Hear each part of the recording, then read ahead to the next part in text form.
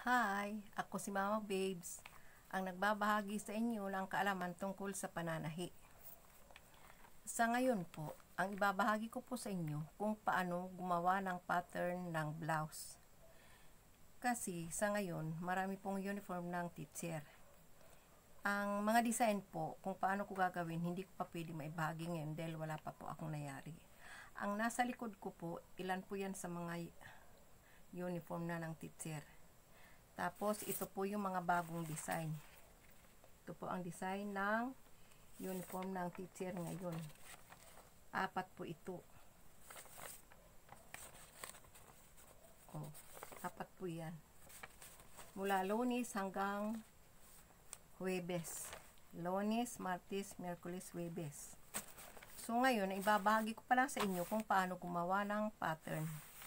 Habang hindi ko pa naibabahagi sa inyo kung paano gagawin yung mga design na yun ng uniform ng teacher, ay pwede po muna niyong pag-aralan itong pattern na ipapakita ko sa inyo. Kasi po,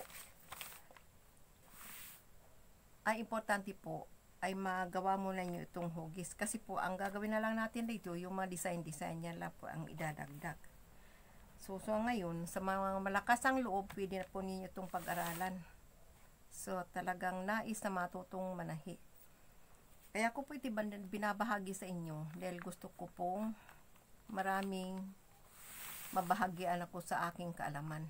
Kasi po ako nga senior na. Kung maaari nga lang po, ayaw na po akong pagtanggapin ng mga anak ko ng tahi. Kaya lang po, hindi ko po maiwasan. Siyempre, dati ako may mga customer, hindi ko po maiwasan. Talagang hindi ko po sila matanggihan. Kaya ito na nga po, ilan pa lang po yan sa mga nagbigay sa akin. So ngayon, kapag ginawa ko na po yan, ibabahagi ko po yan sa inyo para alam ninyo. Ngayon, ito pong gagawin ko ay pattern lang po ito. Napakadali pong gawin. Wala po ako itong maraming sukat-sukat. Isa lang po ito. Isang pattern lang. Kasi pag gumawa po ako ng pattern, isa lang. Yung harap at saka likod nandito na po. Kaya ito po ang nais kong ipakita sa inyo at ipaliwanag. Sige po, umpisa na po tayo. Ang una pong gagawin nyo ay mula dito sa pattern, magsusukat po kayo na mga at least 1 in 1/4. 1 in 1/4 po. Yan. Yan po. 1 in 1/4 po yan. 1 in 1/4. Kapag gumawa kayo ng pattern. Kasi ito po para magkaroon po kayo ng allowance doon sa guguhit po ninyo. Ngayon, mula sa 1 in 1/4 na yan, magsusukat po kayo ng bust point po muna. Bust point. Ito po, bust point. Yan po. 9.5. Tapos yung figure 15.5. Tapos yung length 23. Ito po 23 po. Pagkatapos nun ay dito po kayo susukat na sa shoulder. Ito pong shoulder ay 14.5. 14.5. Nagdadagdag po ako ng 1/4 para hindi masyadong sakal sa balikat. Nagdadagdag po ako ng 1/4. Kaya yung 1/4 na sinasabi ko sa mga nakarang kong video, napaka-importante po yun. 1/4. Ngayon, para makuha ko naman po yung yung paano ko ito guhit. Mula rito sa guhit na ito, importante po ito, mula sa guhit na ito, ay magsusukat po ako ng 1 in 1/4. 1 in 1/4. Tapos, doon sa 1 in 1/4 na yun, doon ko po itututok magsusukat po ako rito ng yung sa neck hole. Ito po ay pwedeng 3, pero yung 3 po, standard po yan sa mga ganitong neck hole.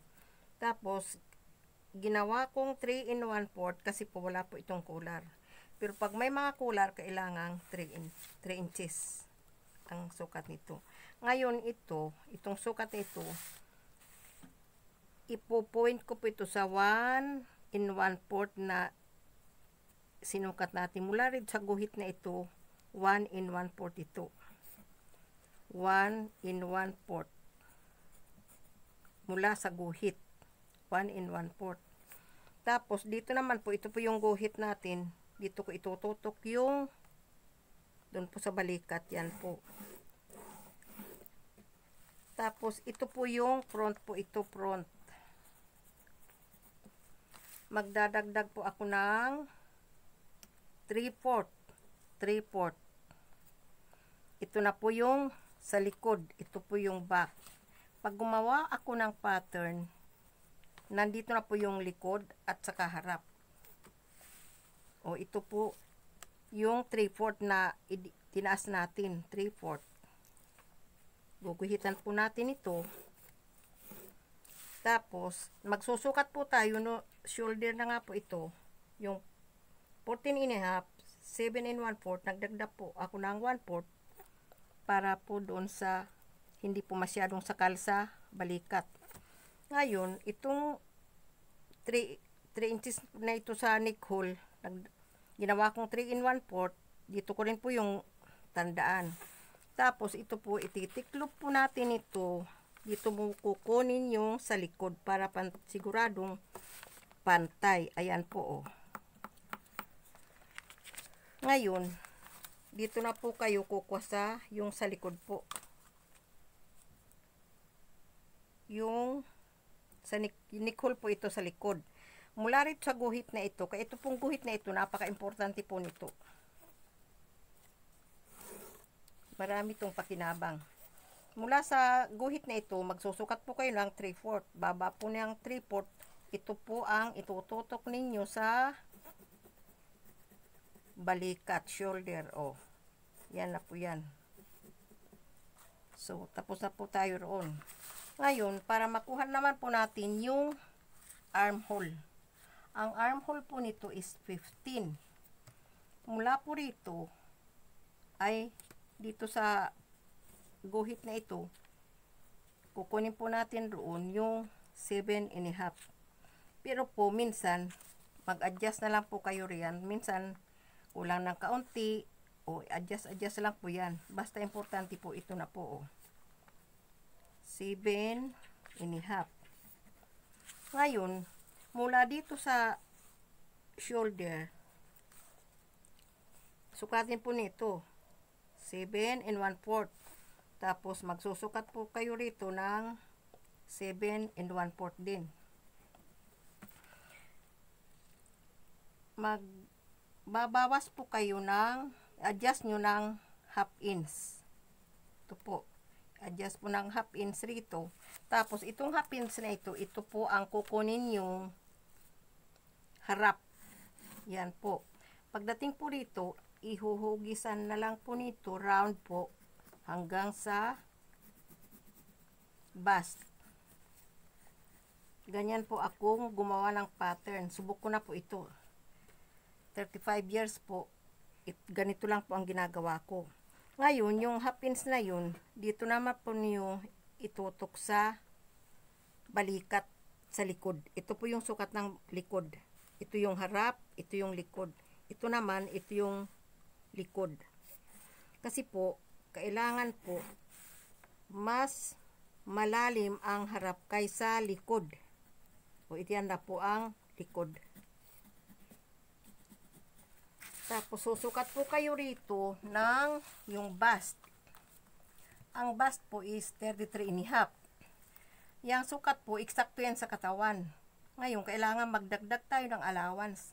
Kasi po, pag di natin dinagdagan ng allowance yan, hindi magkakasya doon sa may-ari. So, 33 1/2, magdadagdag tayo ng 2 inches. So, magiging 35 1/2. Ito po. 34, 35 1/2. Kaya, 35 1/2. O, ayan po. O. Yan. 8 and 7/8. Kaya nga po doon sa mga nakaraan kong video, ang 1/8 ay napakahalaga po niyan. O yan po. O. So, ito na po yung bust. Tapos, sumunod po, ito po yung figure. Kapag nagsukat po kayo ng figure, eksakto sa baywang. Yan po yung figure. Ang sukat po ng ano po niya, ng baywang sa figure ay 28 and a half plus 2 inches. So, ibig sabihin po, 28, 29, 30 and a half. Ito po yung 30 and a half. Yan po. 7 and 5/8. Magdadagdag po tayo uli ng 1 inch para sa tax. Ito po yung tax. Para po yan sa bust. Tapos, sa first hips, 36, 37, 38. Ayan po ang 38 po. Tapos, sa second hips is 36 and a half. So, ibig sabihin, dinagdagan ko po ito ng 2 and a half. 36, 37, 38, 39. Ginawa ko po itong 39 kasi ang blouse ay dapat hindi masikip sa laylayan.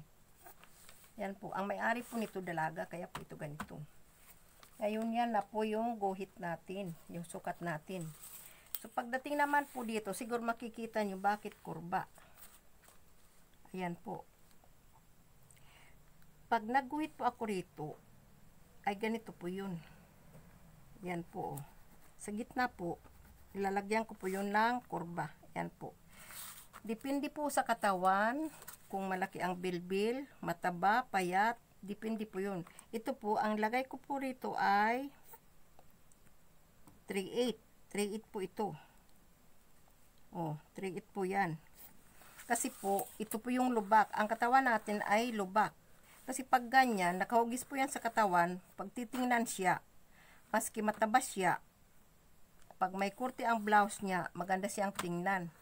Maski payat po siya, pag may kurti rin ang katawan, hindi siya masyadong payat tingnan. Ganun din po sa mataba, hindi po masyadong matabang tingnan. Kaya po yan, ang ganyan ang ginagawa ko. So ngayon, iguguhit ko na po yan. O, guguhitan ko pa yun. Titingnan ko po kung maganda ang pagkaguhit ko, kung maganda ang... Kasi po, hindi po ito basta guhitan lang na guhitan. Para maganda ang forma ng damit, kailangang nasa tamang hugis rin. Hindi po basta guhitan po natin na guhitan, na basta ganun po. Hindi po ako ganun. Kasi ako po, masilan po ako pagdating sa tahi hanggang sa pagtabas. Kaya po ako importante yung first hips. Kasi po minsan, kung ito po ay gaganon po natin, basta iganon po natin ito, ay di sisikip yung sa first hips niya. Ngayon, masikip yan, siya po yun yung aatras yun. Hahanapin niya yung, pag masikip po rito, tataas po yun yung blouse. Siya po yung nagkakaroon ng sa likod para ng kuba. Kasi hindi siya nakaplat. Pero pag eksakto yung hips niya, sa hips ng blouse niya, eksakto rin sa hips niya, ay pag isinot niya, diretso po yan. Yan ang nagkakaroon ng problema kung bakit itong damit ko para akong kuba. Bakit tumataas yung blouse ko sa likod. Yun po ang problema. Pag masikip po sa first hips, hahanapin po yun ng damit. Pupunta yung damit, yung maluwag rito, pupunta po yun, tataas po yun. Kaya yun po ako, nagsusukat ako ng first hips. Pagdating naman po dito sa baba, sa laylayan, ito po yun. Nagdadagdag ako ng 1 inch. Dito, ito po yung harap. O, ito po yung harap.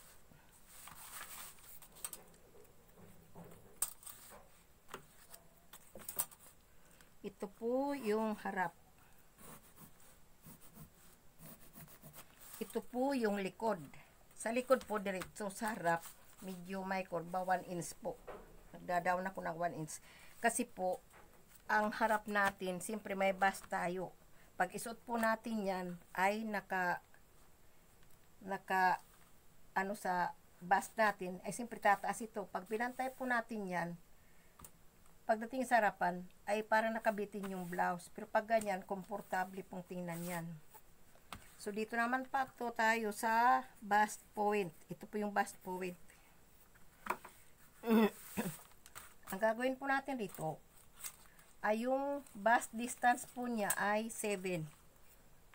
7. Yan po. 7. Kalahati ay 3.5. 3.5. Pagdating po rito, mula sa baywang, na ang tax ko, nagsusukat po ako ng tax. 6 inches po yun. Hindi po ako basta guhit lang ng guhit, na kung saan po mapunta yun, ang ganoon, hindi po. May mga sukat po ako lahat yan. Tapos, yung dinagdag natin na 1 inch, ito na po yun. Kaya po nagdagdag tayo ron para dito sa tax ito. Saka po natin guhitan yan, diretso.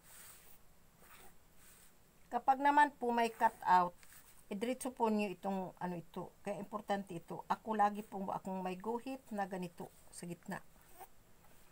O yan. Kung may cut out po, diretso na po ninyo yan. O. Ngayon, pag meron na pong ganito, ako, kapag sa mga blouse po, nagka-cut out na lang po ako, di na po ako naglalagay ng ganoon. Kasi may manggas na po yan. Ngayon, naglalagay pa lang po ako yung may ganoon po. May tax po sa kilikili kapag sleeveless. Kasi kapag sleeveless, kailangan naka-flat po yan. Pero pag may manggas, hindi na po ako naglalagay ng tax pa. Kundi kung may cut out ko na lang po yan. Dito na po ako naglalagay sa baywang. Ngayon, pagdating naman po sa likod, yung tax po sa likod, dito po ako nagsusukat mula rito sa shoulder, yung sa likod. Susukatin ko 8 inches. May sukat po ako riyan. Kapag mataba naman, ang ginagawa ko, mga 8.5. Depende. Pag mataba ang may-ari, ay medyo 8.5. Ganun po ako. Wala po akong maraming sukat-sukat na. Pagdating sa neck hole, ito po yung neck hole.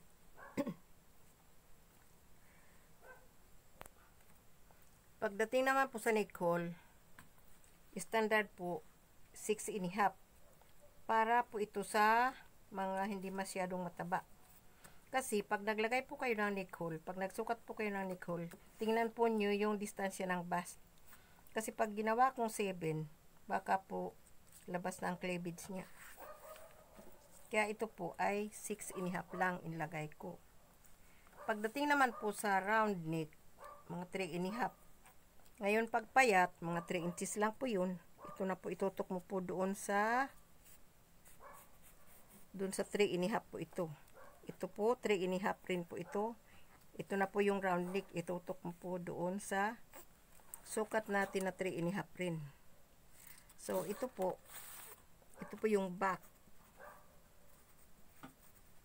Pagdating naman po sa ganito, kunwari ito po ay, halimbawa, buo lang. Ganito po yun. Ito na po yung likod niya. O. Ngayon, kung halimbawa may butonis naman, nagdadagdag po ako rito. 3/4. Pero saka ko na po yan paliwanag sa inyo. Para ito lang muna po magawa ninyo. At least maintindihan na po ninyo. O. Kapag dito, sa likod po ito po ay back ito. Likod po ito. 8 inches po ang sukat ko rito. Mula doon sa ito. Oh, 8 inches po yan. Yan po, 8 inches. Tapos po rito, po yun. Bust point. Yan po. Wala po dito sa yan po, oh.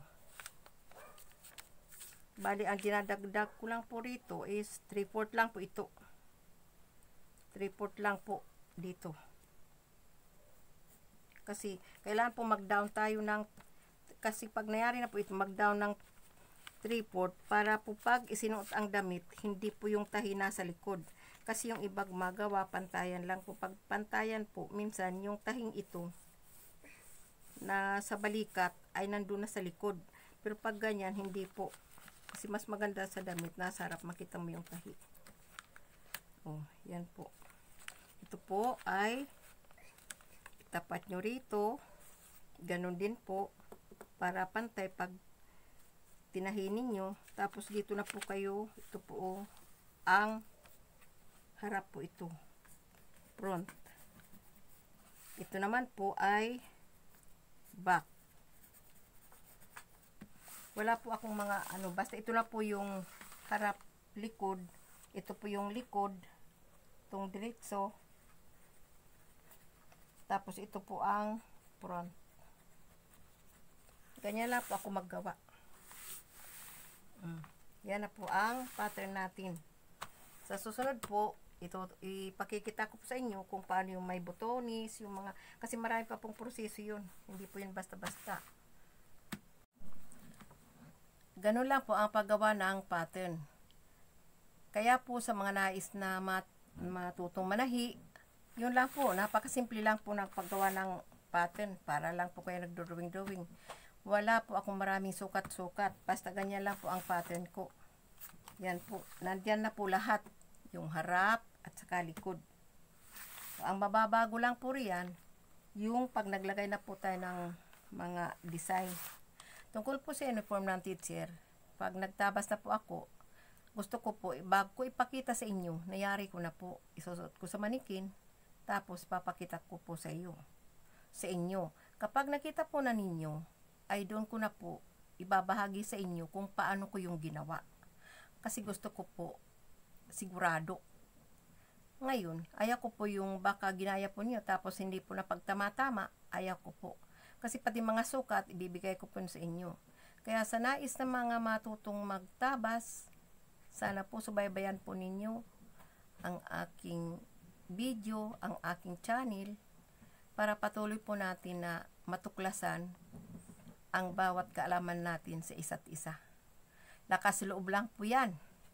Kasi ako po noon, lakas loob lang po ang ginamit ko. Huwag kayong matakot sa tila. Kapag ginupit nyo yan, marami lang po yung kapalit. Pwede po lang po yung palitan. Kaya wag po kayong magtakot. Lakas loob, subukan po ninyo para matutunan po nyo kung paano magtabas at magtahi. Kaya po, sa susunod pong video, subaybayan po ninyo at wag po nyong kalimutan mag-like, mag-share at saka mag-subscribe.